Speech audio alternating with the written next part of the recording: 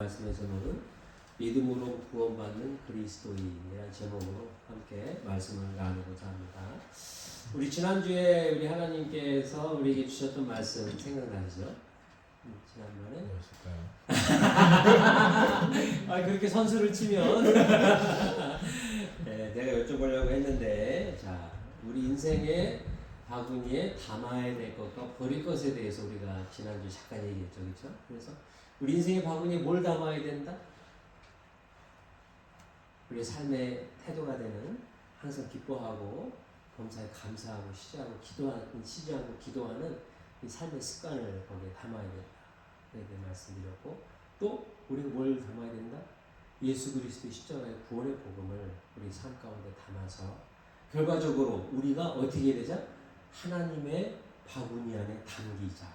라는 얘기를 우리가 나눴습니다. 그래서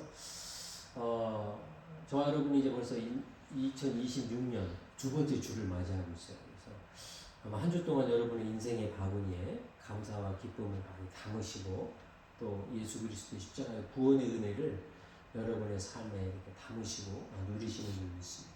그러면 오늘 다시 우리가 로마서의 말씀으로 돌아와서, 그러면 과연 우리가 하나님 은혜 가운데 살아가는 데 있어서 가장 핵심적인 것들이 무엇인지, 그거를 이 바울이 로마서를 통하여서 우리에게 지속적으로 이야기하고 있는 그 내용들로 다시 한번 돌아보도록 하겠습니다. 근데 오늘 본문에 나와 있는 내용은 우리에게 너무나 중요한 내용이에요. 우리가 왜 구원받았는가? 우리가 왜 하나님 앞에 의롭다 하심을 받았는가에 대한 그 핵심에 대한 말씀이 오늘 본문에 나와 있습니다. 그래서 저와 여러분이 왜 구원받았고 우리가 받은 구원이 어떤 것인지 오늘 본문에서 바울이 우리에게 너무나게 잘 설명을 하고 있기 때문에 이 말씀은 우리가 죽을 때까지 잊어버려서는 안 돼요. 근데 이 말씀에 대한 우리의 어떤 확고한 지식과 지혜가 부족해서 우리는 가끔 딴 길로 갈 때가 있습니다. 가끔 딴 길로 갈 때가 있어요. 그래서 오늘 오직 우리가 믿음으로 구원받는다는 것에 대해서 마음속에 깊은 깨달음이 있기를 예수 그리스도의 이름으로 축원드립니다. 이 세상에 보면 본문에 나와 있는 사도의 가장 큰 핵심은 뭐냐면요, 저와 여러분이 믿음으로 구원을 받았다라는 거예요. 어떤 우리 엄청난 노력이 아니고 엄청난 막 고생이 아니고 우리가 정말 무언가를 해내서 받은 구원이 아니라 그냥 우리를 위해서 대신 십자가 지신 예수님 때문에 우리가 구원을 받았다라는 거예요. 그 예수님을 믿는 그 믿음 하나만으로 우리가 구원을 받았다는 거죠. 이거를 표현할 수 있는 방법이 참 너무 제한되어 있어요. 세상의 것으로. 예를 들면 이런 거. 복권을 안 샀는데 복권에 당첨됐어. 그것도 엄청 메가밀리언 복권에 당첨됐어. 저희 복권을 산 적이 없는데 당첨. 내가 집을 산 적이 없는데 집이 있어. 내가 차를 산 적이 없는데 차가 있어. 이 세상에 어떻게 보면은 감사할 것이 너무나 많은데 어떻게 생각하면 감사할 게 하나도 없어요. 그죠? 난 이렇게 소리좋아 이렇게 우리 찬이가 이번에 놀러 왔을 때도 아이들만 보면 항상 그 생각을 많이 해요. 우리 로이가 어느 날 갑자기 태어나 보니까 엄마가 학교 선생님이야. 그리고 아빠가 의사 공부를 하고 있어. 로이가 뭘 잘했길래 그렇게 그런 부모님 옆에 태어날 수가 있어요? 그죠? 우리 소리 좋아도 어느 날 태어나 보니까 엄마가 학교 선생님인데 아빠가 외제사야. 와, 그걸 걔네들이 무슨 노력을 했겠냐고요.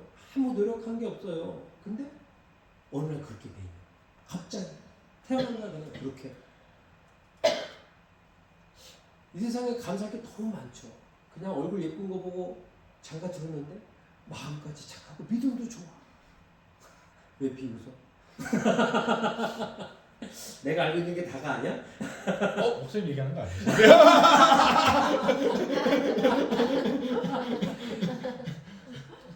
그렇게 우리가 어느 날 문득 생각해보면 와, 이건 정말 내가 한 게 하나도 없는데 너무나 큰 은혜를 내가 누리고 살았구나라고 생각할 수 있는데, 반대로 내가 태어나봤는데 엄마가 겨우 학교 선생님이야.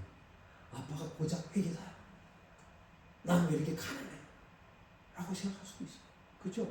내가 어떤 생각을 갖느냐에 따라서 엄청 감사할 수 있는 것이 엄청 불평할 수 있는 걸로 바뀌어요. 여러분의 인생에 뭘 채우는 거예요? 감사를 채울 건지 불평과 원망과 자괴감을 채울 건지는 누가 결정하는 거예요? 내가 결정해요. 내가.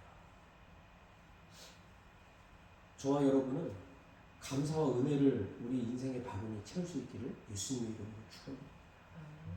오늘 그런 데 있어서 가장 중요한 내용, 핵심의 내용이 우리가 어떻게 구원을 받는가, 어떻게 예수님의 은혜로 하나님의 자녀가 되는가에 대해서 바울이 너무나 클리어하게 하는 내용을 우리가 한번 해볼 텐데요. 이 말씀을 어떻게 하면 성도님들하고 좀 더 이렇게 좀 진지하게 나눌까 생각을 하다가 인터넷 기사를 보니까 요즘에 짝퉁이 그렇게 판을 친대요. 짝퉁이. 저는 이렇게 세상 명품에 대한 관심은 없으니까 명품 짝퉁에 대해서는 제가 잘 몰라요. 근데 저도 이렇게 일을 하면서 이렇게 일을 하다 보니까 공구 같은 거죠. 이런 것들도 짝퉁이 있더라고요. 몰랐어요. 제가 쓰고 있는 전동 툴이 그게 이제 일본에서 만든 회사 건데 그 배터리가 좀 비싸요. 그 배터리가 하나가 한 100불짜리 가까운 거죠. 근데 어느 날 인터넷을 딱 보니까 내가 쓰는 배터리가 하나에 20불에 파는 거야. 놀라운 일이죠. 100불짜리 20불에 파니까. 제가 그걸 샀을까요? 안 샀을까요? 얼른 샀죠. 생긴 게 거의 똑같아. 근데 쓰는 시간에 반도 안 됐는데 배터리가 다 나갔어. 나중에 보니까 그게 짝퉁이에요. 짝퉁. 생긴 건 멀쩡한데 안에 이상한 걸 넣어서 가짜를 봐요. 세상에 그런 게 참 많이 있고요. 그래서 제가 인터넷 좀 찾아봤어요. 요즘에 어떤 짝퉁이 많이 있는지 제가 챗GPT에게 물어봤습니다. 근데 요즘에 짝퉁 중에서 또 아마 명절이 끼고 이제 연말연시가 껴서 그랬는지 사람들이 선물하는 선물의 짝퉁이 그렇게 많이 유통이 됐어요. 그래서 그 중에 제일 많이 짝퉁 유통된 게 샤넬 향수 넘버 5. 그게 엄청나게 유통이 많이 됐대요. 그래서 제가 유통을 이제 인터넷에 찾아봤죠.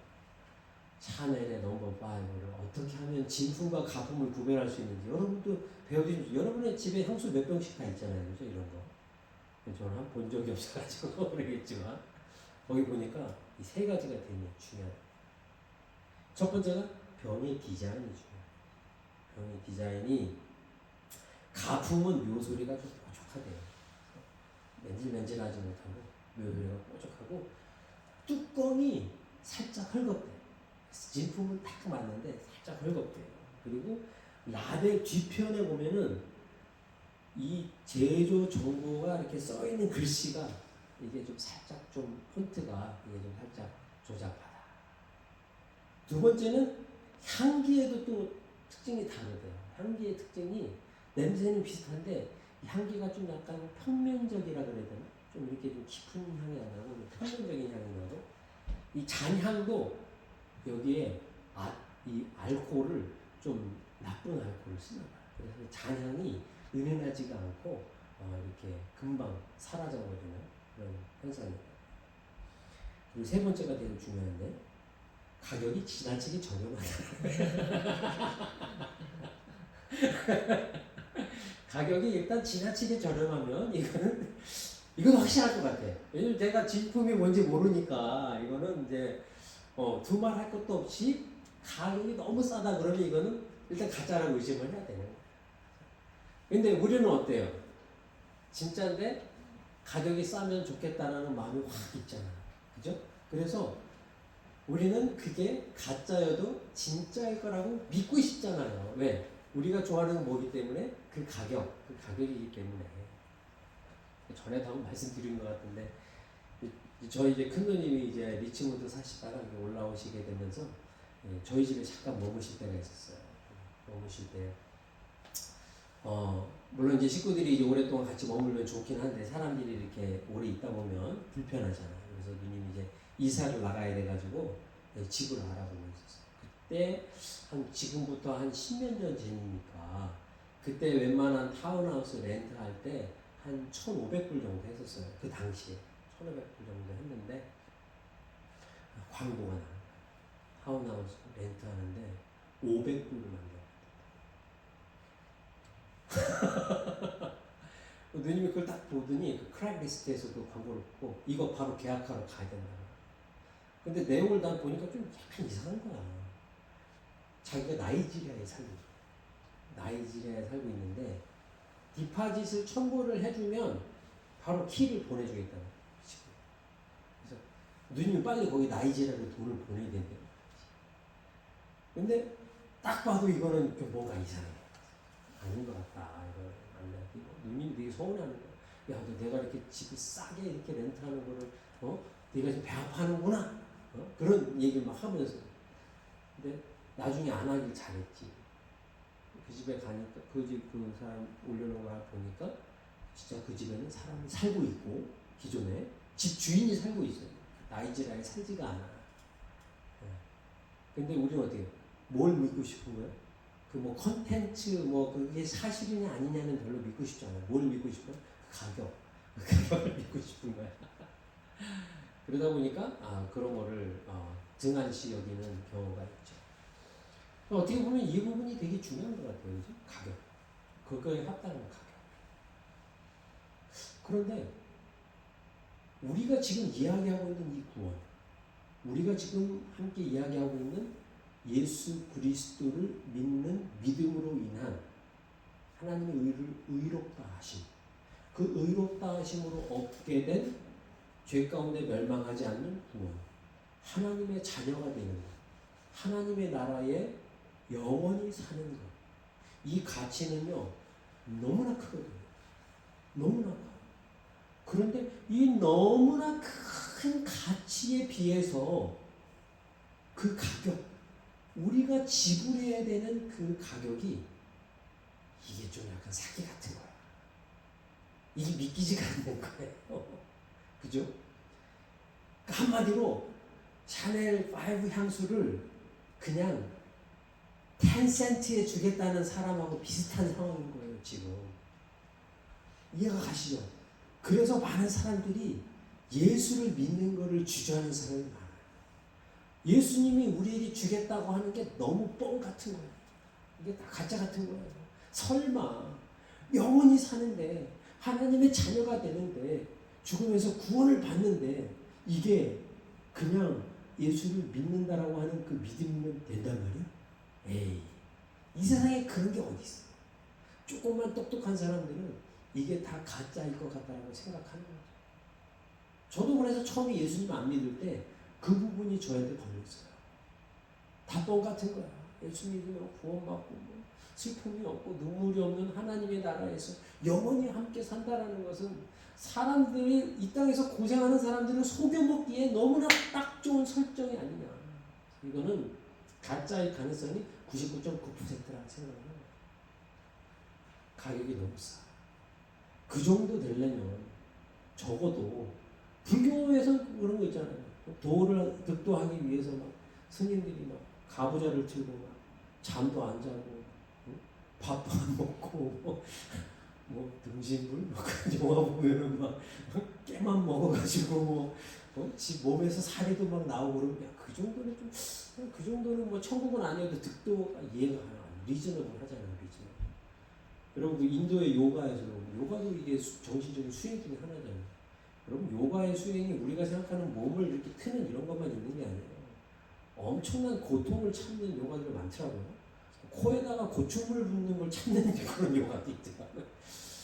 그래서 야 그런 거를 참고 이런 거 하면은 야 그런 거 뭐 이해가 갈 텐데 아니 우리가 하나님의 자녀가 되는데 겨우 믿는 거 그냥 예수님이 너를 위해서 십자가 지시고 예수님이 너의 죄를 대신 지셔서 죽으시고 부활하셨기 때문에 내가 그걸 믿으면 너는 하나님의 자녀가 되고 구원받는 거야 라고 한다는 거를 그래 내가 믿습니다 하면은 너는 이제 하나님의 나라를 소유한 하나님 백성이 된 거야. 이래서 이건 참 이런 소설도 소설이 없구나 라고 생각하는 사람들이 아직도 많이 있어요. 근데 우리가 여기 우리가 한 가지 간과하는 게 있어요. 간과하는 게 뭐냐면은 과연 여기 성경에서 이야기하는 예수님을 믿는다라는 그 믿음을 우리가 어떻게 정의할 거냐라는 거예요. 어떻게 정의할 거냐. 성경에서 이야기하는 믿음은요, 어떻게 보면 되게 단순한 것 같지만 어떻게 보면 되게 복잡한 거예요. 왜냐면 이 믿음이라는 것은 사실 상당히 단순한 거예요. 그렇죠? 예를 들어서 내가 지갑을 갖고 있어요. 지금 지갑에. 제 지갑에 무엇이 있을까요? 우리가 상상이 가능하잖아요. 그죠? 주아빠가 봤을 때 내 지갑에 뭐가 있을까요? 신분증. 응? 맞았어. 내 지갑에는 신분증이 있어요. 그죠? 자, 또 뭐가 있을까? 카드. 어떻게 알았지? 되게 신기하네. 카드도 있어요. 또 뭐가 있을까요?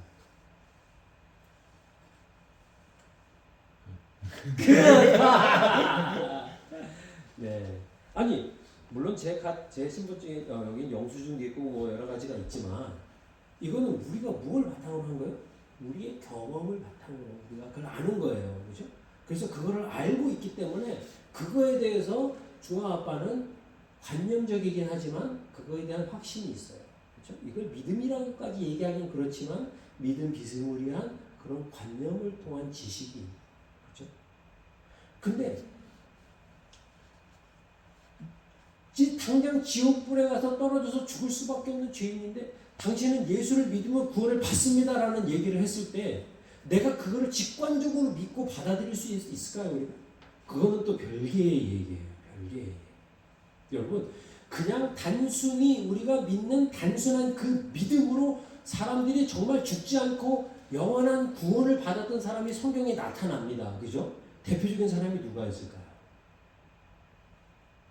예수님이 십자가 지실 때 한편에 있던 강도. 그죠? 여러분 생각나시죠?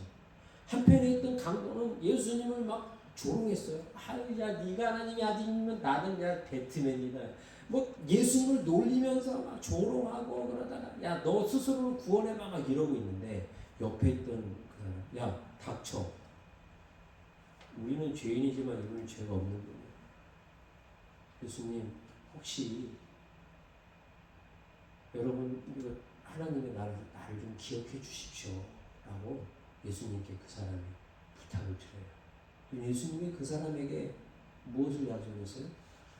네가 오늘 나와 함께 어디 있을 거다? 낙원에 있을 거다. 이 사람이 한 게 뭐예요? 그 구원받기 위해서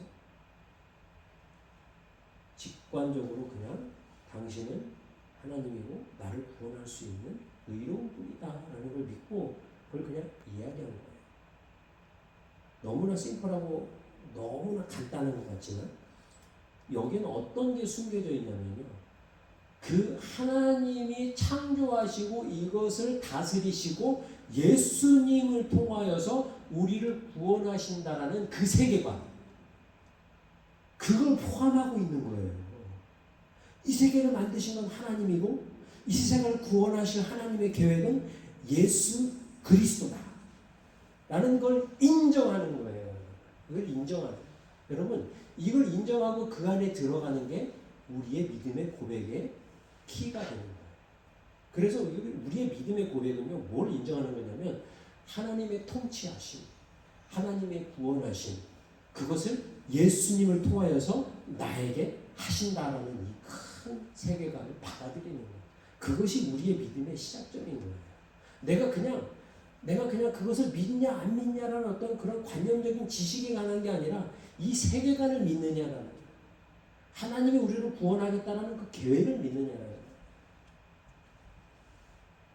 그래서 우리가 이 오직 그냥 믿음으로 구원을 받는 데 있어서 이 믿음이라는 것은요, 우리가 특별한 캐릭터를 갖고 있어요. 어떤 캐릭터를 갖고 있습니다. 샤넬 넘버 5가 진짜인 것을 구별하는 것처럼 우리가 갖고 있는 믿음이 진짜인지 아니면 유사 믿음인지 정말 구원받을 수 있는 믿음인지 우리 스스로 한번 점검해 봐야 돼요. 물론 이것이 완전히 100% 맞다라고 여러분에게 말씀을 드릴 수는 없지만 우리가 스스로를 점검할 수 있는, 내가 진정한 믿음, 구원받을 수 있는 믿음, 그 하나님의 통치하시는 그 세계관에 연관되어 있는 믿음을 갖고 있는지를 한번 테스트할 수 있는 기회는 될 수 있을 거예요. 제가 말씀 하나 읽어드릴 텐데요. 레위기 11장 45절인데요. 예수님 하나님께서 우리에게 뭐라고 말씀하시냐면 나는 너희 하나님이 되려고 너희를 애굽 땅에서 인도하여 낸 여호와라. 내가 거룩하니 너희도 거룩할지어다. 할렐루야. 네. 이게 하나님이 이스라엘 백성들에게 요구하신 하나의 전제. 이게 뭐냐면 내가 거룩한 하나님이야. 그리고 너희는 내가 만든 나의 자녀들이야. 그러니까 나는 아빠로서의 캐릭터가 있는데 그 캐릭터가 뭐냐면 나는 거룩한 거야. 그러니까 너희도 아빠로서의 나를 믿는 나에게 속하 있는 자녀면 너희도 어떻게 해야 된다? 거룩해야 돼. 라고 이스라엘 백성에게 에스크하셨던 것이에요. 자, 시편의 51편 10절에 다윗이 하나님 앞에 큰 죄를 짓고 그 자신의 죄를 씻고 하나님과의 관계를 회복하기 위해서 했었던 시편의 내용이 뭐라고 나와 있냐면 하나님이여 내 속에 정한 마음을 창조하시고 내 안에 정직한 영을 새롭게 하소서. 할렐루야. 네. 이 성경 구절은 참 중요한 성경 구절 중 하나예요. 여러분들이 회개하면서 하나님과 저 깊은 교제를 갖기 위해서 한번 여러분들이 묵상하길 원하신다면 시편 51편을 강력 추천합니다. 이때 우리가 하는 얘기에 대한 핵심의 키포인트는 뭐냐면요. 하나님이 구원하신 하나님의 백성을 하나님이 교제하시길 원하시는데 그 하나님과의 교제를 하기 위한 성도의 전제 조건이 뭐였냐? 거룩한 거였어요. 거룩한. 여기서 우리가 인간은 거룩할 수 없지만 하나님이 인간에게 거룩을 요구하실 때에 우리는 하나님 앞에 무엇을 어필할 수 있냐면 우리가 하나님 앞에 정직한 우리가 하나님 앞에 정직한 것을 어필할 수 있어요. 근데 하나님 앞에 우리가 정결하고 정직하고 순결해야 되는 이유는 뭐냐면 하나님과 교제하기 위해서는 그것이 반드시 전제가 되어야 된다는 거죠. 그래서 인간이 하나님 앞에 죄를 범하였어요. 인간이 하나님 앞에 정직하지 않아요. 인간이 하나님 앞에 죄 가운데 더럽혀졌어요. 그래서 이 더럽혀진 인간을 하나님께서 깨끗하게 하기 위하여서 택하신 방법이 뭐냐? 그것이 바로 인간의 죄를 씻는 거였습니다. 뭘로요? 오늘 본문의 내용을 보면 25절에 하나님께서는 이 예수를 속죄 제물로 내어 주셨습니다. 의롭게 되는 것은 예수의 피를 믿음으로써 이루어집니다. 이는 하나님께서 오래 참으시는 가운데 과거에 지은 죄를 간과하심으로 그분의 의를 나타내기 위함입니다. 할렐루야. 인간이 거룩해야지만 하나님과 교제할 수 있는데 인간은 스스로 거룩해질 수 있는 능력을 상실했어요. 그래서 하나님이 택하신 방법이 그래 인간의 죄를 대신 씻기 위하여서 예수가 직접 인간의 죄를 지고 그 죄를 해결하게 하자. 그리고 이 가치관, 이 세계관, 하나님의 인간의 죄를 해결하기 위해서 예수님을 희생하시고 다시금 부활하게 하셨다는 것을 이 믿는 하나님이 이것을 컨트롤하고 있고 하나님이 이걸 계획하셨고 하나님이 이걸 이루셨고 하나님이 그만큼 우리를 구원하기 위하여서 우리를 사랑하셨다. 예수님 자신을 희생하실 만큼 이것을 믿는 인간을 의롭다라고 하시려고 예수님이 저와 여러분에게 이 복음을 허락하신 줄 믿습니다. 그래서 이 예수님을 믿는 이 믿음은요, 어떻게 보면 나 중심으로 살아가는 나 중심의 세계관을 깨트린 사람만이 할 수 있는 고백이에요. 우리가 왜 이런 엄청난 가치 있는 것이 공짜로 주어지는 것에 대해서 우리가 거부감을 갖습니까? 왜냐면 내가 갖고 있는 가치관은 모든 것이 그 가치가 있어요. 그렇죠? 좋은 차, 좋은 집, 아니면 내가 인생을 다 통틀어서 추구했던 것들, 그런 것들이 다 각각 사람마다 다른 가치를 지니고 있어요. 어떤 사람은 명예가, 어떤 사람은 부가, 어떤 사람은 건강이, 어떤 사람은 만족이, 여러 가지 가치관이 달라. 그런데 이런 다양한 인생의 가치관과 세계관을 하나님 앞에 다 내려놓고 나의 죄를 해결하기 위해서 이 땅에 오신 예수님을 믿고 하나님의 나라에 들어가는 것이 우리에게 가장 가치 있는 것이다 라고 깨닫는 것. 이게 사실은 어려워. 나 자신을 내려놓아야 돼. 나의 세계를 내려놔야 되는데 하나님의 세계를 그 내가 사모하고 그 안에 들어가야 되는데 무엇로? 나를 위해서 십자가 지신 예수 그리스도를 믿는 그 믿음으로 그 안에 들어가는 데. 그래서 여러분 우리가 갖고 있는 이 믿음이라는 것은요 깨끗해야 돼요. 깨끗해요. 여러분 향수가 병에 담겨 있을 때에 이 샤넬 병을 보니까 투명한 병에 담겨 있더라고요. 그 향수가 액체가 노르스르무하게 생겼더라고요. 만약에 여러분 한번 생각을 해봅시다. 그 병이 투명한 병이 아니라 까만 병이라면 우리가 그 병을 그 향수병이라고 얘기할 수 있을까요? 없어요. 왜? 그 내용물을 확인할 수가 없잖아. 그리고 진퉁은 투명해요. 저와 여러분이 갖고 있는 믿음은요 이런 투명한 믿음이에요. 이 투명한 믿음은 뭐냐면요 뭔가 끼지 않은 거예요. 나의 가치관, 나의 색안경, 나의 판단 그런 걸로 어두워져 있으면 안 돼요. 내가 여러분 우리가 갖고 있는 이 믿음은 겉과 속이 다 보일 수 있는 투명한 믿음, 순수한 믿음. 그래서 어떻게 보면 이 믿음이라는 것을 예수님께서 우리에게 주신 것도 인간의 죄를 씻어주시는 예수님의 보혈로 어떤 그 잡티 같은 것들 여러 가지 생각이 나는 것들을 깨끗이 씻을 수 있는 예수님의 보혈을 비유를 하셔서 자신의 구원을 믿는 믿음을 설명하신 것 같아요. 그래서 저와 여러분의 믿음이 투명하지 않다, 깨끗하지 않다, 인간적인 생각이 가미되어 있다, 어떤 이상한 세계관과 함께 교차되어 연합되어 있다, 그렇다면 그것은 순수한 믿음이 아닐 가능성이 상당히 높다. 저 얼마 전에 집사님이랑 한번 영화를 봤는데 그 영화 제목이 계시록이야. 계시록. 그래서 또 성경에 관련된 영화니까 저는 그런 거를 대부분 모니터링하는 습관이 있어요. 왜냐면 사람들이 하나님과 그리스도인들과 이 하나님의 나라를 보는 세계관이 어떤지에 대해서 저는 좀 봐야 되는 그런 위치에 있는 사람이니까 봤는데, 그건 물론 예수님을 안 믿는 분이 만든 영화 같아요. 예수님 안 믿는 분이 만든 영화라 그런지 예수 믿는 것에 대해 상당히 맹목적이고 자의적으로 해석할 수 있는 요소들을 꽉 집어넣은 거예요. 그러니까 너무 그리스도를 믿는 것에 대해서 오해할 수 있는 것들은 종합 선물 세트예요. 맹목적인 것도 나오고 자기 합리화도 나오고 거의 우상숭배 같은 것도 나오고 물질 만능 같은 것도 나오고 세상에 안 좋은 건 거기 다 들어있어요. 거기 다 들어있어요. 진짜.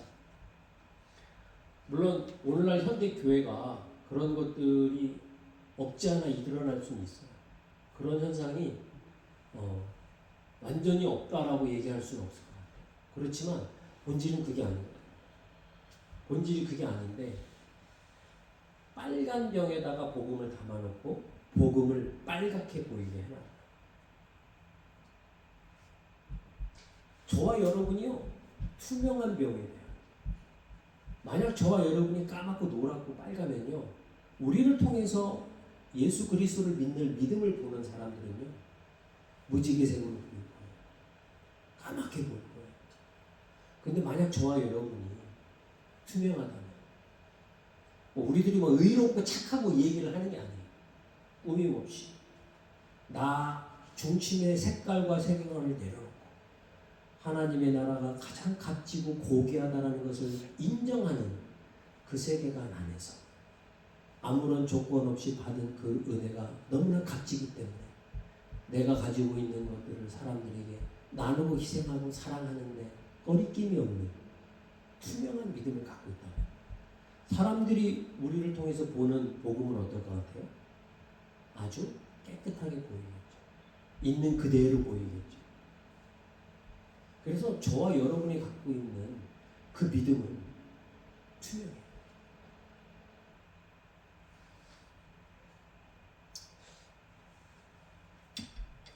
그래서 그 투명한 믿음을 갖고 있을 때에 우리가 갖고 있는 그 믿음이 어떤 모습으로 보여져야 되는지 예수님이 말씀을 통해서 얘기하신 게 있어요. 요한복음 13장 35절에 너희가 서로 사랑하는 이로써 모든 사람이 너희가 내 제자인 줄 알리라.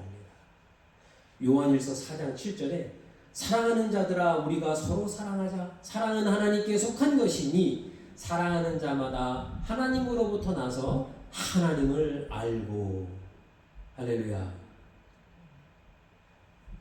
그리고 예수님께서 이렇게 말씀하셨어요. 마태복음 5장 16절에 이같이 너희 빛이 사람 앞에 비치게 하여 그들로 너희 착한 행실을 보고 하늘에 계신 너희 아버지께 영광을 돌리게 하라. 할렐루야. 여러분 아까 예수님께서 아까 바울이 우리한테 설명한 것은 우리가 받는 그 구원은 어떤 거라 그랬어요? 공짜라 그랬잖아요. 그렇죠? 공짜. 그렇죠? 우리가 믿는 그 믿음으로 어떤 노력이 필요한 게 아니에요. 다시 말씀 보면 27절에 그렇다면 자랑할 것이 어디 있습니까? 전혀 없습니다. 어떤 법으로입니까? 행위로입니까? 아닙니다. 오직 믿음의 법으로 우리가 뭘 받는다? 구원을 받는다. 할렐루야. 그런데 여기 보면 어떻게 보면 한 입 가지고 두 말 한 것처럼 한 내용들이 나와요. 그죠? 어떤 거 뭐냐? 우리가 어떻게 된다? 서로 사랑해야 된다. 사랑할 때에 그 사랑을 통하여서 우리가 하나님의 자녀라는 것이 발견되어진다. 그러니까 뭐야 그러면? 아까는 공짜라 그러더니 이번에는 사랑하래. 이야 이거 내 이럴 줄 알았다. 자 세상 공짜가 어딨냐? 야 이거 사랑하래네. 진짜 힘든 건데 이거 사랑하래네. 여러분 여기서 이야기하는 그 사랑은 어떤 사랑이에요? 우리가 흔히 이야기하는 그냥 에로스적인 그런 사랑. 야 나 I love your shoes 하는 이런 사랑이 아니잖아요. 그죠? 우리가 이미 겪었고 지금도 하고 있는 조건 없는, 그죠? 우리가 자녀들을 낳고 희생하고 키우고 또 내가 잘 되는 것보다 우리 자녀들이 더 잘 되는 것을 기뻐하는 그런 배타적인, 그렇죠?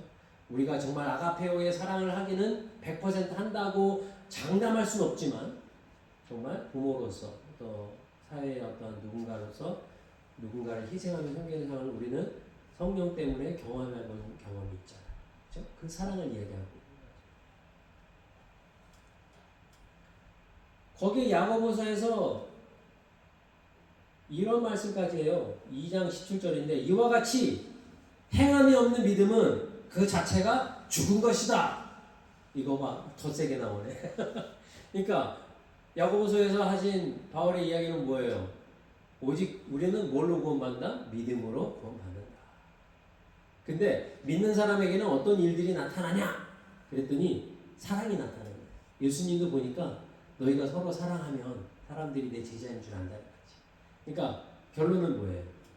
오직 너희는 뭘로 구원받는데? 믿음으로 구원받는데 믿음이 있는 사람들에게는 이런 증거가 있어. 믿음을 갖고 있는 사람들은 이런 모양이야 라고 얘기해 주는 거예요. 그죠? 그 모양이 어떤 모양이에요? 사랑이라는 모양이야. 근데 이 사랑이라는 모양이 없으면 너희 믿음이 진짜야 가짜야? 가짜야. 가짜야. 그 얘기해 주시죠.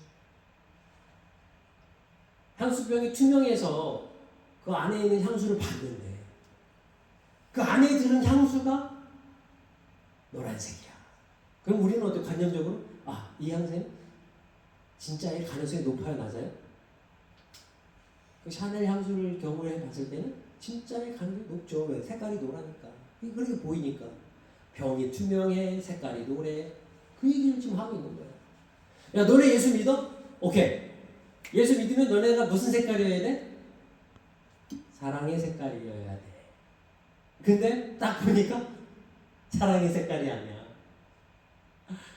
샤넬이라 그랬는데 색깔이 핑크색이야. 핑크도 물론 예쁜 색이긴 한데 이게 뭐예요? 아, 너 가짜구나. 뭐 어떻게 할 수가 없어. 그게 증거인 거예요. 여러분, 우리가 예수를 믿으면 왜 우리가 사랑하게 돼요? 예수를 믿으면 우리가 왜 희생하게 돼요? 예수를 믿으면 왜 우리가 감사하게 돼요? 예수를 믿으면 왜 우리가 겸손하게 됩니까? 저와 여러분이 어떤 세계관에서 탈출해서 어떤 세계관으로 들어왔기 때문에 사람들을 짓밟고 이기면서 약육강식이 만연하는 이 세상의 가치관에서 우리가 탁 탈출해서 예수를 믿는 믿음으로 구원을 받는 하나님의 나라에 턱 하고 들어갔더니 이 나라의 법은 사람들을 짓밟고 위에 올라서는 게 아니라 밑에서 받쳐주고 섬겨주고 희생하는 게 더 기쁘다라고 이야기하는 또 다른 차원의 세계에 우리가 들어왔기 때문에 그 또 다른 차원에 들어온 사람들의 삶의 모습을 보니까 그 모양이 희생하는 걸 좋아하더라. 섬기는 것을 기뻐하더라. 별거 아닌데 감사하더라. 걱정할 일이 태산인데 하나님 앞에 믿고 평안하더라. 이러한 증거들이 줄줄줄줄줄 나옵니다. 그러다 보니까 바울이 지금 그 얘기를 하는 거예요. 만약 저와 여러분이 믿음으로 구원받았다면요, 믿음의 사람에서는 그 모양이 어떠냐? 사랑의 모양을 갖고 있더라. 근심 없이, 두려움 없이, 낙심하지 않고, 자족할 줄 알고, 겸손하게 회개하며 다른 사람을 나보다 높게 여기고, 내가 대접받고 싶은 만큼 다른 사람을 대접하고, 이해하고 용서하고, 목소리를 높이지 아니하고 사람들을 더 높여주고, 그러한 모습이 사랑으로 나타나더라. 이게 우리가 노력해서 얻는 거라면요, 여러분, 이건 가짜 믿음이에요. 왜? 우리가 노력해서 얻은 게 아닙니까? 그 믿음의 세계로 딱 들어왔더니 성령이 그거를 기뻐하시고 내가 그걸 할 수 있도록 힘을 주셔. 우리는 뭘 하면 돼요? 그 성령이 원하시는 대로 순종하는 거예요. 근데 왜 우리에게 이 사랑의 모습, 샤넬 넘버 5가 갖고 있는 그 노란 색깔, 그리스도인이 갖고 있는 그 옛 사랑의 색깔이 왜 우리에게 안 나타나느냐? 그것은 우리가 다시 원점으로 돌아와 봐야 돼요. 어디? 내가 지금 어떤 세계관에 살고 있는지, 내가 지금 어떤 가치관으로 살고 있는지.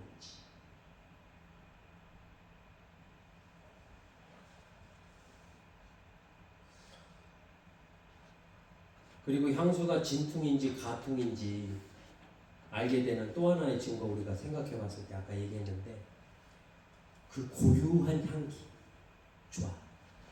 투명한 병에 노란 색깔에 갖고 있는, 정말 케이스를 보니까 너무 정교하게 잘 만들어진 그 향수병인데 마지막으로 그게 진퉁인지 가퉁인지 알 수 있는 거는 사실 냄새를 맡아봐야 하는 거예요. 그죠? 냄새를 맡아봐야 되는데 고린도후서 2장 14절부터 16절에 이렇게 이야기하고 계십니다.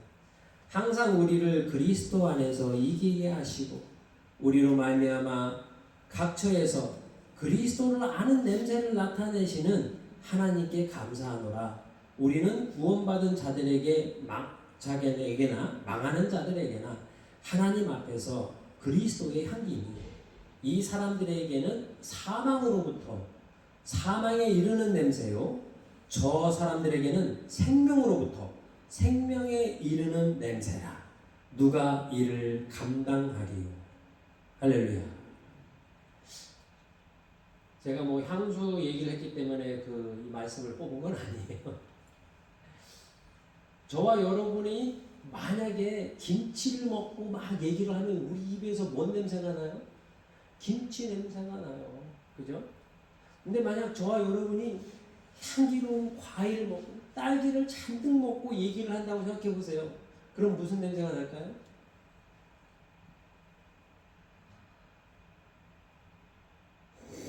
얘기를 안 해. 얘기를 안 해. 당연히 딸기 냄새가 나겠죠. 물론 시간 지나면 좀 이상한 냄새는 나겠지만 뭐 당연한 거 아니에요. 내가 뭘 먹느냐에 따라서 그 냄새가 나는 거예요. 어쩔 수가 없어요. 청국장 먹고 입에서 딸기 향기 나게 하면 그거는 그거 나기를 바라면 그건 너무 욕심이 큰 거죠. 그렇죠? 내가 먹은 게 그게 냄새가 나는 거예요.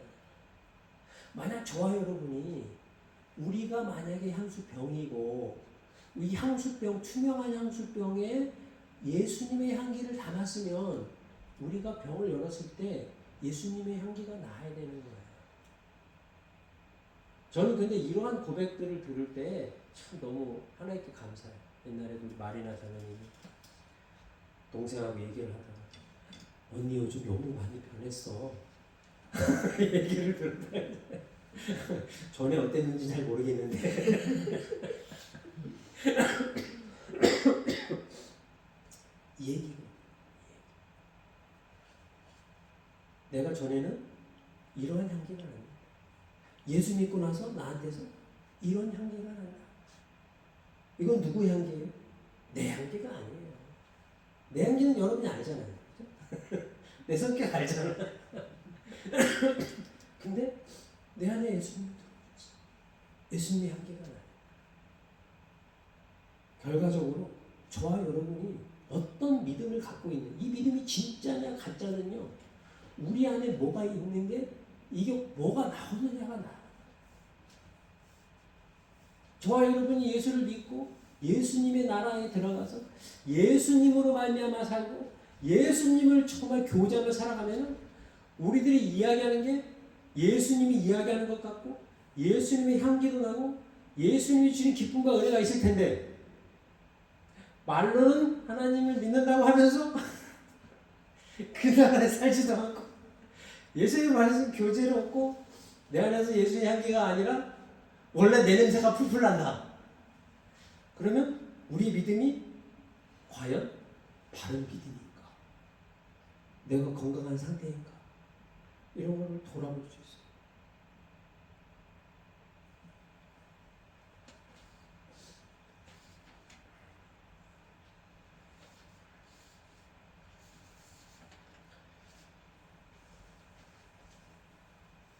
에베소서 5장 2절에 바울이 오늘 하신 말씀과 비슷한 말씀을 하나 하세요.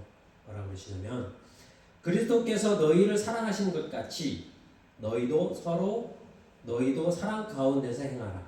그는 우리를 위하여 자신을 버리사 향기로운 제물과 희생 제물로 하나님께 드리셨느니라. 아멘.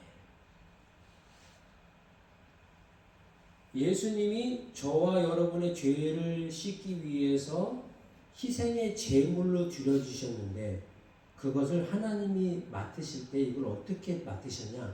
향기롭게 맡으셨다. 그 예수님이 희생을 향기롭게 맡으셨다. 예수님의 향기는 희생을 통한 향기로운 제사로 하나님께 드려졌다. 만약 저와 여러분의 믿음이 오직 믿음으로 구원받는 그 믿음, 순수한 그 믿음, 더럽혀지지 않은 그 순수한 믿음이라면요, 그 믿음을 통해서 하나님은 여러분의 그 섬김과 희생을 통해서 뭘 맡으시는 거예요? 향기로운 제물의 향기를 저와 여러분을 통해서도 맡으시고 여기에 하나님의 큰 은혜가 있습니다. 그래서 오늘 바울이 강조하는 건 사실 그거예요. 하나님께서는 예수 믿는 사람을 의롭다 하신다는 거예요. 야, 뭐 우리가 잘하고 착하고 똑똑하고 돈이 많고 적고 잘나고 못나고가 중요한 게 아니야. 오직 하나. 다 없어도 돼. 단 하나. 예수 믿는 거. 그거를 하나님은 야, 너 예수 믿어? 오케이. 너는 의로운 자야. 너는 구원받은 자야. 너는 내 자녀야. 너는 나의 자녀야. 너는 내 새끼야. 너는 내 거야. 너는 구원받았어. 이게 다 들어있어요. 왜? 오직 그 믿음 하나. 그거 보시면. 근데 그 오직 그 하나의 믿음이 진짜냐 가짜냐는 여러분이 뭘 맡아봐야 돼? 내 냄새를. 아직 내가 내 냄새가 나. 아직도 하나님 의지하지 못하고 근심, 낙심, 좌절하고 나 스스로를 탓하고 다른 사람을 미워하고 원망하는 그 세계에 살고 있는가? 아니면 비록 내가 그런다 할지라도 금방 다시금 깨달아서 주님, 내가 이런 믿음이 없는 사람이 나를 용서해 주십시오.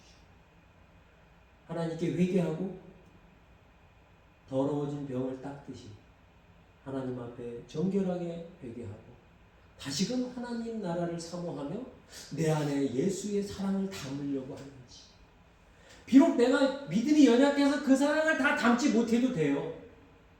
그 사랑을 담으려고 하는 강한 의지가 있는지, 그걸 보시겠다는 거예요. 하나님이 그걸 보시겠다.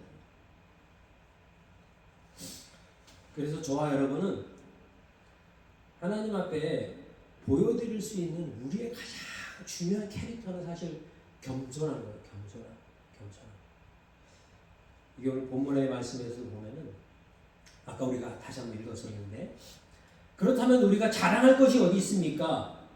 저와 여러분은 자랑할 게 없어요. 27절에 그죠? 어떤 법으로 행위로? No! 우리는 오직 믿음으로, 그 믿음 하나만으로 우리가 하나님의 자녀가 되는 거기 때문에 저와 여러분 자랑할 게 하나도 없어요. 제가 목사가 된 거 제가 자랑할 게 하나도 없어요. 그냥 오직 믿음 그 하나, 그가 하나만으로 하나님께서 나를 구원하셨기 때문에 저와 여러분은 어디 가서 입 하나 뻥끗할 게 없어요. 그냥 우리는 은혜로 거저 그냥 구원을 받은 그런 구원받은 죄인이기 때문에 저와 여러분이 자랑할 게 없어요. 내가 만약 누군가를 희생하고 잘하는 것이 있다면 그건 내가 한 게 아니에요. 뭐예요? 내 안에 있는 예수의 향기가 나를 통해서 잠깐 세상에 나온 거예요. 야고보서 4장 6절에 이렇게 이야기하십니다. 그러나 더욱 큰 은혜를 주시나니 그러므로 일렀으되 하나님이 교만한 자를 물리치시고 겸손한 자에게 은혜를 주신다 하였느니라. 베드로전서 5장 5절에서 6절에 보면은 하나님은 교만한 자를 대적하시되 겸손한 자들에게는 은혜를 주시니라. 그러므로 하나님이 능하신 손 아래서 겸손하라. 때가 되면 너희를 높이시라. 잠언 3장 34절에 진실로 그는 거만한 자를 비웃으시며 겸손한 자에게는 은혜를 베푸시나니. 할렐루야. 그래서 여러분, 우리의 믿음이요, 삶에 거저 얻었다라는 것에 대한 절대적인 확신을 가지고 우리가 겸손하게 우리를 비우고 낮추고 우리 안에 있는 예수의 사랑이, 향기가 우리 가족과 이웃들에 나타나는 상태가 내가 믿음의 상태인지 아니면 믿음 비슷한 것의 상태인지를 저와 여러분이 점검할 수 있는 좋은 기회예요. 아까 우리가 처음에 말씀 나눌 때 그 얘기 잠깐 했잖아요. 믿음의 눈으로 보면 모든 것이 감사할 수 있는 조건이 되지만 원망과 좌절의 눈으로 보면 이 세상의 모든 것이 불평거리가 됩니다. 그것이 저와 여러분이 믿음 안에 있는지 아니면 지금 믿음 밖에 있는지 볼 수 있는 큰 증거가 됩니다. 사랑하는 성도 여러분, 저와 여러분은 오직 믿음으로 구원받은 분이었습니다. 근데 그 믿음이 건강하고 온전하고 순전한 믿음인지 우리 스스로 항상 돌아봐야 돼요. 우리의 병, 우리의 몸, 우리의 삶을 날마다 투명하고 깨끗하게 회개함으로 하나님 앞에 순결하게 유지될 수 있는 저와 여러분 되시기를 예수님의 이름으로 축원드립니다. 그리고 나를 통해서 드러나는 그 향기가 나의 인간적인 향기가 아닌 예수의 향기가 온전히 나타날 수 있도록 우리의 삶에 예수님의 말씀과 성령으로 가득 채워져서 퍽 찔렀을 때, 아 이게 뭐야? 내 향기가 나오는 게 아니다. 예수님의 희생과 섬김의 사랑이 나올 수 있는 저와 여러분 될 수 있기를 예수님의 이름으로 축원드립니다. 마지막으로 우리의 모든 삶의 태도가 겸손하여서 우리가 거저받은 이 은혜를 자랑하지 아니하고 사람들 앞에 겸손한 모습으로 섬겨보고 희생할 수 있는 그런 우리의 삶의 태도를 유지하면서 마지막 끝날까지 겸손한 자를 높이시고 교만한 자를 낮추시는 하나님의 손에서 저와 여러분이 존귀하게 될 수 있는 그런 2026년이 될 수 있기를 예수님의 이름으로 축원드립니다. 이 시간에 기도하겠습니다. 은혜와 사랑 많으신 하나님 아버지 감사드립니다. 저와 여러분들을 우리 모든 성도님들을 구원하실 때에 인생의 어떤 조건과 자격이 아닌 나를 위해서 이 땅에 오신 예수 그리스도를 겸손히 믿고 맞이하는 그 믿음 하나만으로도 저와 여러분 모든 성도들을 구원하시는 그 하나님의 큰 계획과 그 하나님의 나라의 법을 이 시간 다시 한번 기뻐하고 하나님께 감사드립니다. 예수님만이 우리의 유일한 구세주이시며 예수님만이 나와 우리 모든 이 세상의 유일한 소망됨을 이 시간 다시 한번 고백합니다. 예수 없이 살았던 우리들의 삶을 이 시간 하나님 앞에 고백하오니 모든 삶의 현장에서 예수님이 주인 되는 그러한 예수 믿는 삶을 우리가 살아갈 수 있도록 주님 축복하여 주시옵소서. 그래서 주님 저와 우리 모든 성도님들에게서 예수님의 향기가 나게 하시고 예수님의 모습을 보여줄 수 있도록 우리의 것을 다 내어버리고 내려놓게 하여 주시고 예수님을 우리 마음 가운데 가득 채울 수 있도록 성령님 역사하여 주시옵소서.